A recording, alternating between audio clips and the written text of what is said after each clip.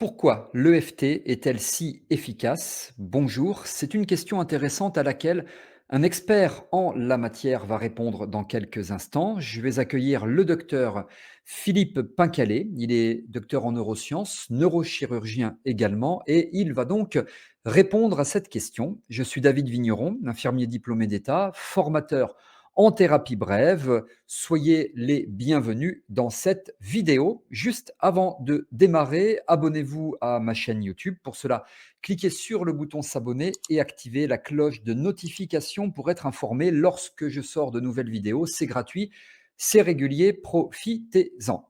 Allez, on y va, on l'accueille. Il est là, je le fais apparaître, le docteur Philippe Pincalé. Bonjour Philippe. Bonjour David, bonjour à tous. Bonjour, merci d'être avec nous. C'est toujours un plaisir de partager ton savoir. Eh bien, c'est un Heu, plaisir effectivement de pouvoir échanger autour de tous ces sujets passionnants et qui souvent nous préoccupent en consultation et voilà, sur tout le domaine des neurosciences appliquées sur lequel il y a beaucoup à faire, beaucoup à expliquer. Absolument, ouais, tellement passionnant. Est-ce que tu peux te représenter rapidement? Je suppose que tu as entendu, ta Oui, présentation juste avant. je suis le docteur Philippe Pincallet, neurochirurgien, docteur en neurosciences et formateur également en neurosciences appliquées.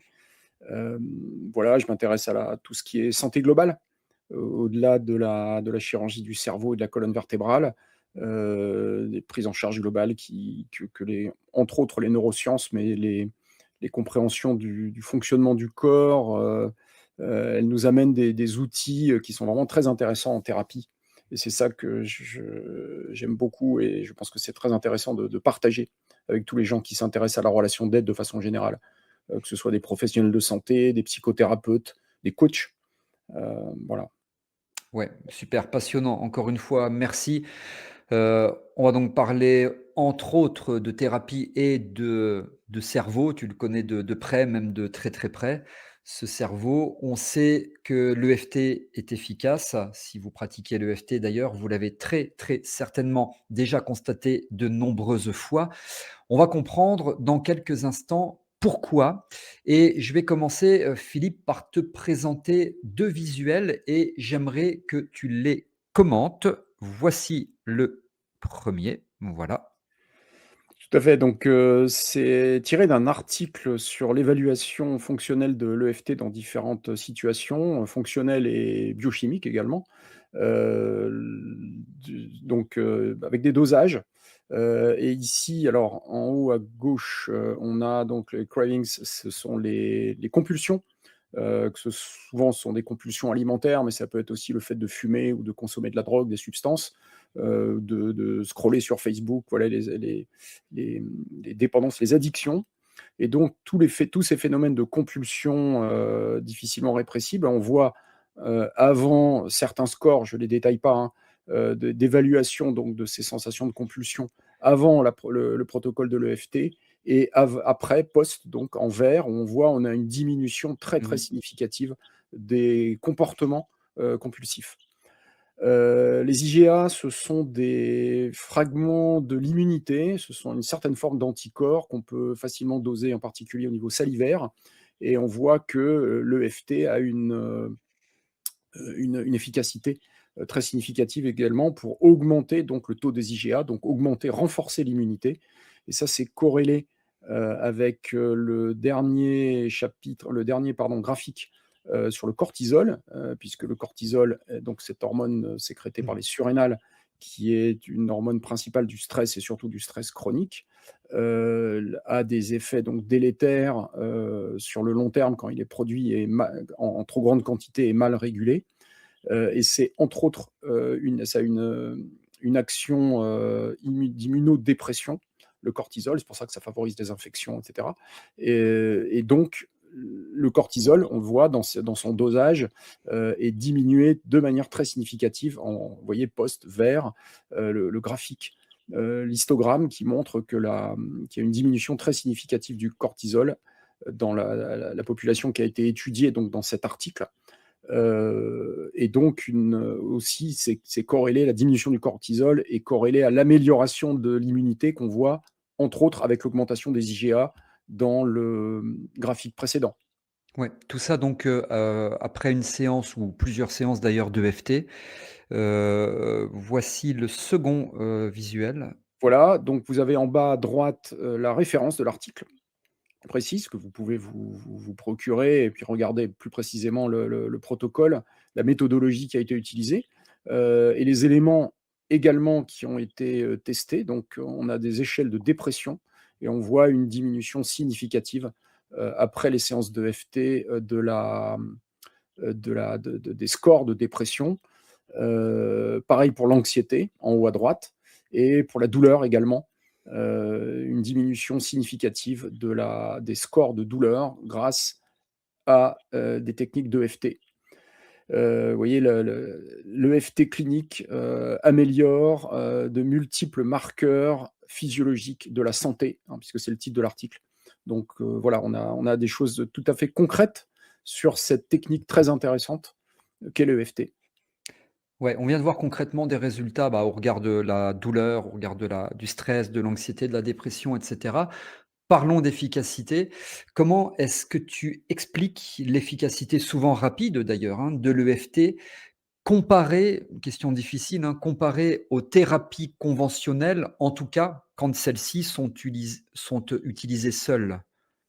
Alors, il faut comprendre comment s'engramme, une partie du stress chronique, parce que le stress est quelque chose qui est indispensable, si on n'était pas stressé, si on n'avait pas peur de certains éléments, surtout de manière aiguë, ça fait longtemps que l'espèce humaine aurait disparu de la surface de la planète. Ce qui est problématique, c'est pas tant le stress aigu quand il y a un retour à la normalité, physiologique, après un stress aigu, c'est le stress chronique. Le stress chronique qui va aboutir à une certaine cascade neurobiologique qui a des conséquences clairement délétères. On a parlé du cortisol tout à l'heure, il y en a d'autres, mais vraiment et donc, il faut comprendre que comment ce stress chronique va se chroniciser justement. Et il y a une structure qui est la structure de la peur, donc principale, au centre, on pourrait dire, de ce qu'on appelle le système limbique, qui est le cerveau des émotions, qui s'appelle l'amygdale cérébrale. Et l'amygdale cérébrale, elle est régulée par différentes choses, en particulier le cortex préfrontal, hein, qui est le cortex du raisonnement, de la Mmh. logique. C'est quelque chose qui est conscient et on a un frein comme ça, mais qui n'est pas un frein extrêmement puissant. Pourquoi? Parce que l'amygdale est du domaine de la survie. S'il y a un danger réel ou supposé, le corps va réagir d'une certaine manière et donc en activant l'amygdale, c'est l'amygdale qui est le garant, c'est le vigile, l'agent de sécurité du corps et il se fixe comme ça, son action est régulée par des éléments qui sont perçus par le corps essentiellement et il va réagir au niveau du corps également. La survie, c'est la fuite, c'est le combat, et quand on peut ni fuir ni combattre, on est dans l'inhibition de l'action, hein, c'est le freezing, le fait d'être sidéré, et ça, c'est toxique, hein, quand on peut dissiper son énergie, et donc c'est quelque chose qui permet d'aboutir à un équilibre physiologique, au bout d'un certain temps. Et donc c'est un lien, l'amygdale a un lien avec le corps, puisque quand on fuit, on va activer ses muscles. Quand on combat, ça va être la même chose. C'est pour ça qu'il faut une respiration et un système cardiovasculaire qui est adapté. Enfin bref, ce sont que des éléments qui sont liés au corps, et pas du tout à la pensée. Hein, la pensée vient secondairement, surtout dans D'accord. un Mmh. stress aigu. Et donc, on a des mémoires, on va se rappeler de certaines choses qui sont ben, des situations identiques pour échapper, par exemple, à un stress aigu ou un stress chronique même.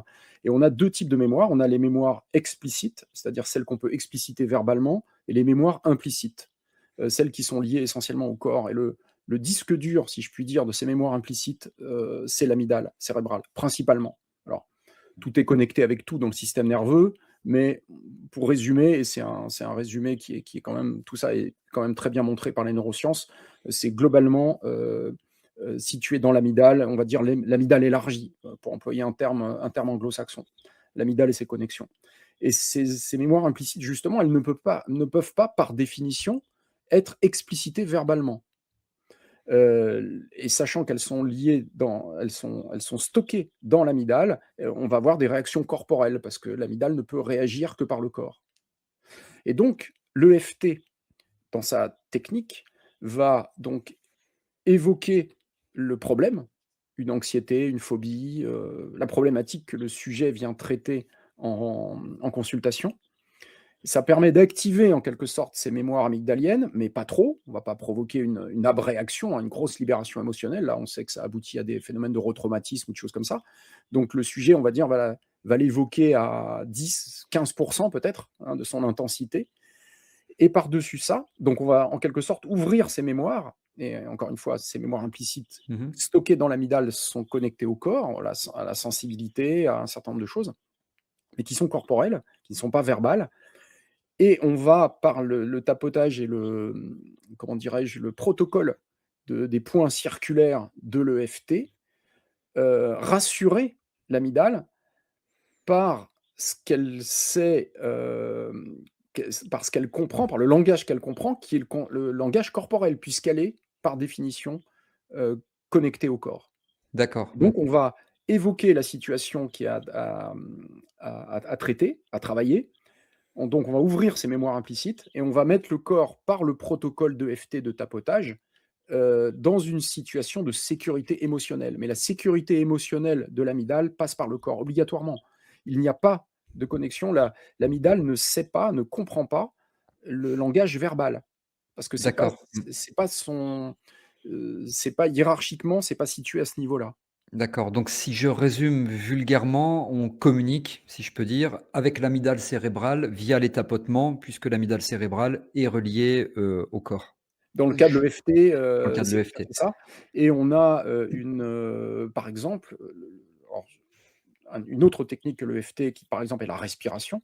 Mmh mh. La respiration aussi est extrêmement efficace pour calmer, les attaques de panique ou les alors pas c'est pas aussi simple que ça toujours, mais en tout cas, c'est un très bon moyen à la phase aiguë d'informer l'amygdale d'une certaine sérénité physiologique, parce que c'est ça qui va la calmer. Ce sont pas du tout les injonctions verbales, ou de penser à quelque chose d'agréable ou d'essayer de détourner l'attention, Mmh.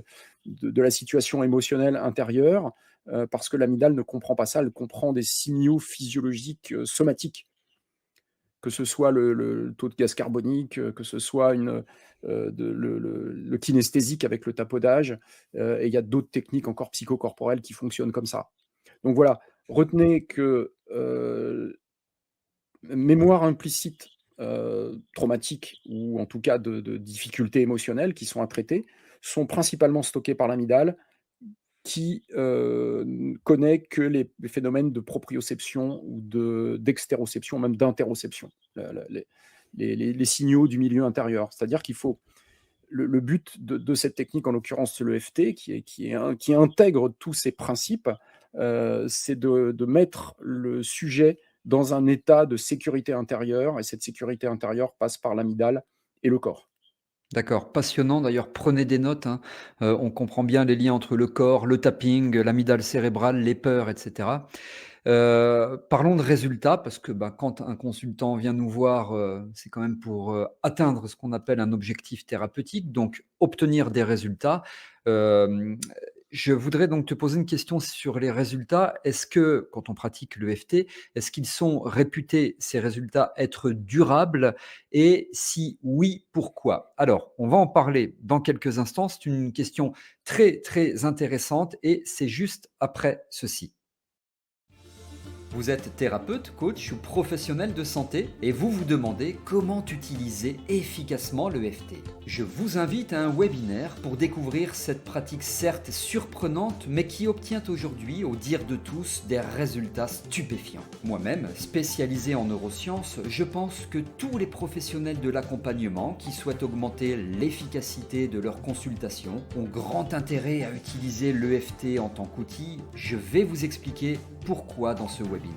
Je vais aussi vous révéler pourquoi l'EFT a un impact aussi profond sur des problématiques très larges. Nous allons notamment évoquer de la différence avec le MDR et je vais vous expliquer quelles sont les erreurs que font beaucoup de praticiens en commençant à utiliser l'EFT et donc qu'ils les empêchent d'obtenir d'excellents résultats. C'est une conférence en ligne très complète qui dure environ 1h15 et je la propose actuellement en accès gratuit pour une période limitée. Si l'EFT vous intéresse, je vous invite donc à vous inscrire immédiatement en cliquant sur le lien situé dans la description de cette vidéo. Les places sont limitées afin de pouvoir répondre à vos questions de manière personnalisée. J'ai constaté des milliers de fois à mon cabinet à quel point cette méthode est ultra efficace, bluffante, sur des thématiques aussi variées telles que les phobies, le stress post-traumatique, le deuil, les douleurs, le manque de confiance en soi, les troubles du sommeil, etc.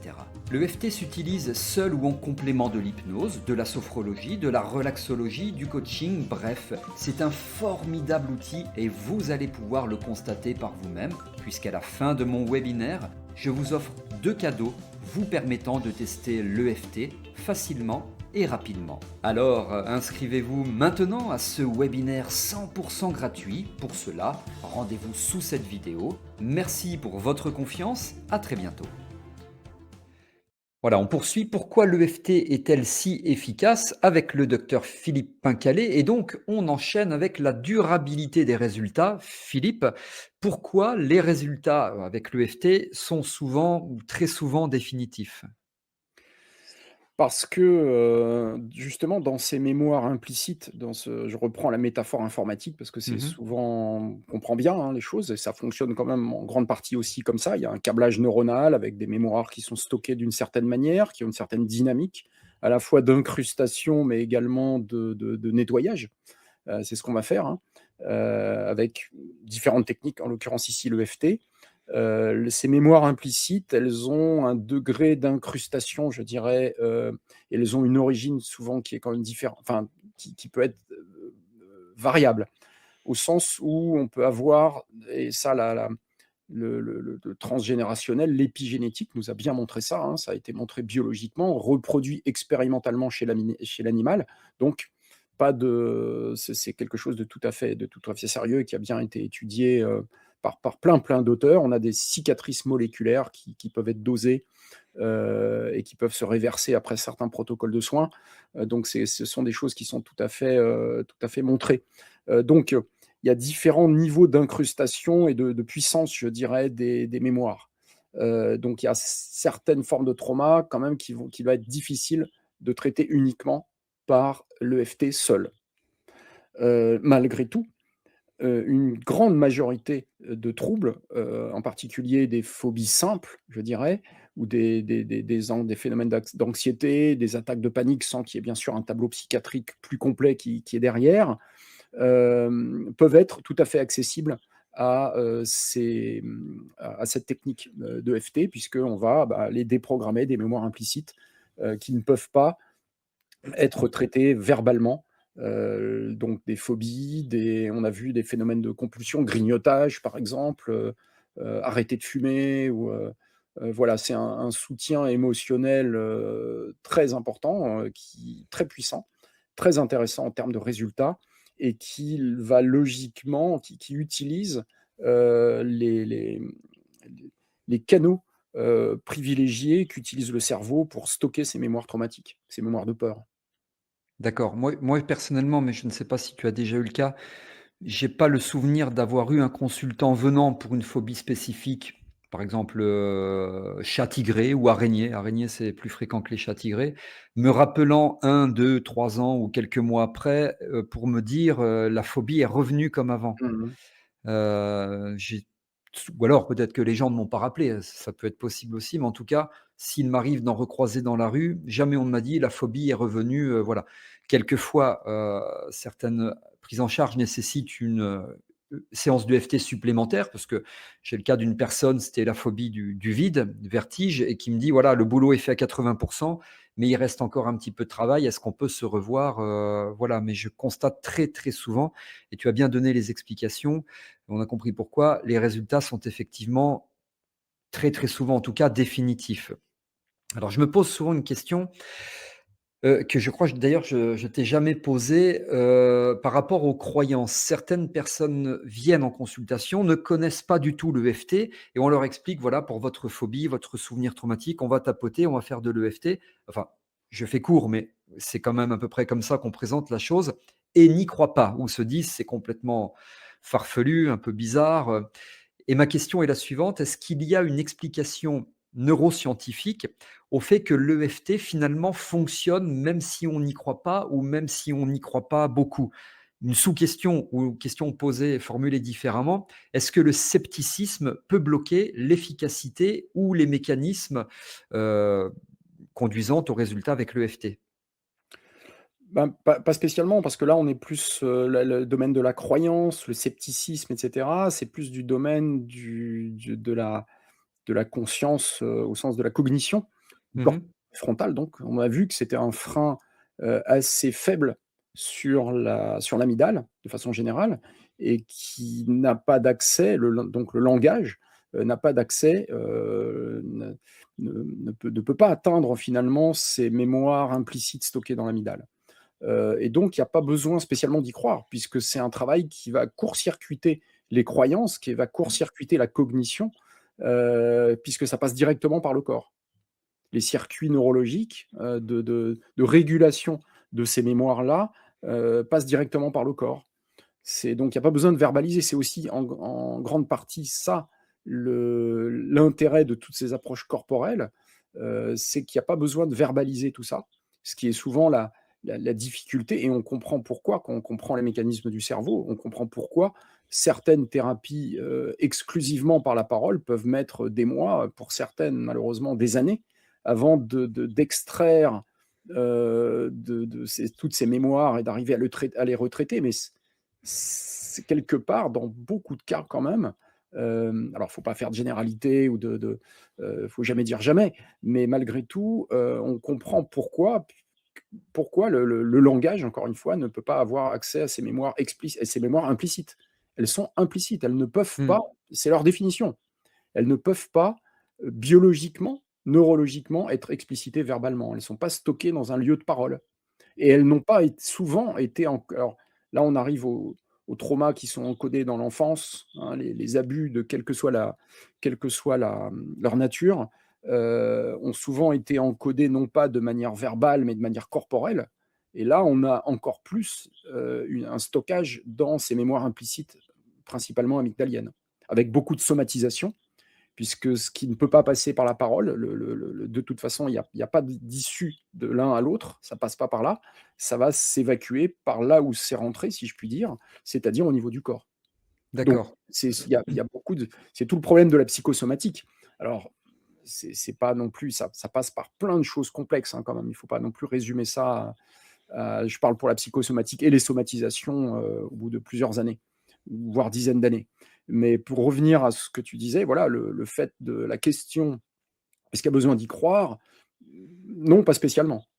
Ouais, Faut être d'accord justement pour, bien sûr, ça c'est le libre arbitre de chacun, pour bénéficier de la technique.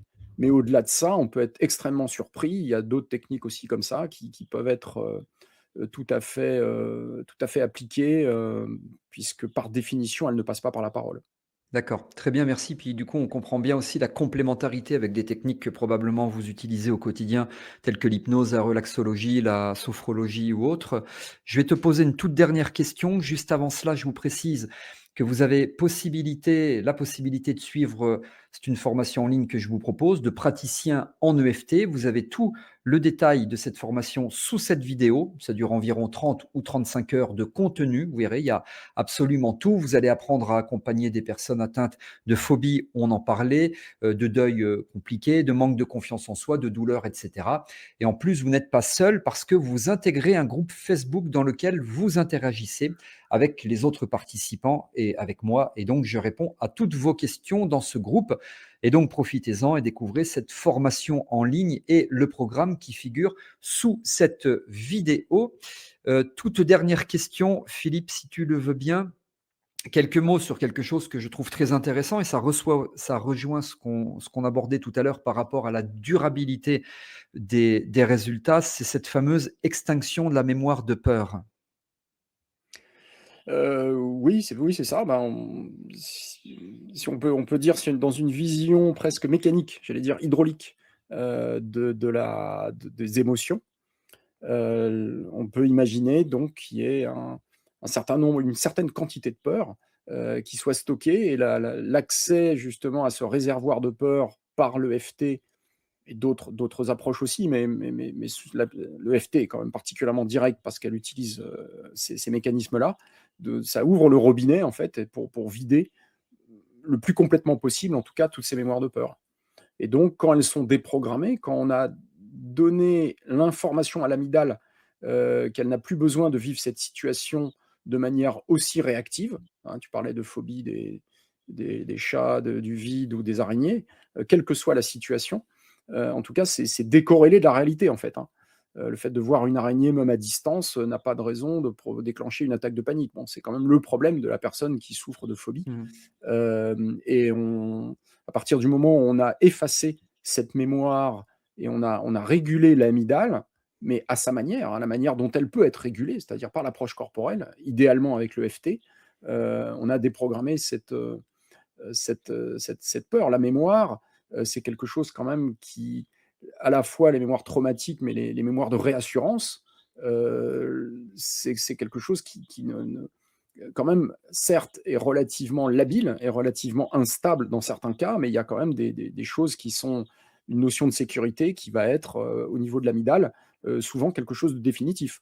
Quand on a arrêté de croire au Père Noël, c'est pas possible d'y croire à nouveau, Mmh. tu vois? C'est un peu la même chose. Quand D'accord. l'amygdale, quand l'amygdale a réalisé, mais à sa manière, en se nourrissant, en se fiant à ses mémoires implicites, puisqu'elle ne fonctionne qu'avec ce «carburant» entre guillemets, c'est ça son référentiel, qu'il y a plus de raison d'avoir aussi peur d'une araignée, d'une phobie, d'un chat ou du vide. C'est bon, elle est rassurée définitivement.